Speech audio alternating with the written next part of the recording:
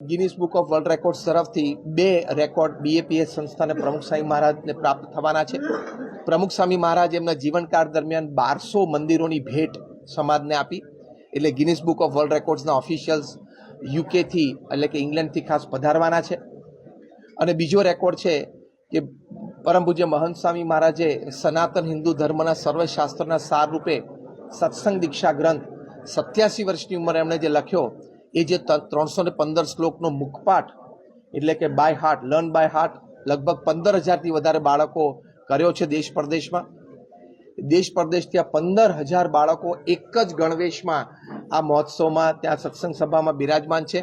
સમૂહમાં આ શ્લોકોનું ગાન કરશે। જીવનલક્ષી વાતો અને આધ્યાત્મિક વાતો બધી જ આ શ્લોકોમાં છે। તો એક સાથે 15,000 બાળકો અને બાલિકાઓ 3 થી 13 વર્ષની ઉંમરના એ લોકો શ્લોક ગાન કરશે। આ એક વિશ્વ વિક્રમ થવાનો છે વડોદરા શહેરના આંગણે। તો આપણા વડોદરાવાસીઓ માટે આ ગૌરવની વાત છે કે 2 Guinness book of world records વડોદરાના આંગણે આવીને ગિનિસ બુકના ઓથોરિટીઝ આવીને અર્પણ કરશે।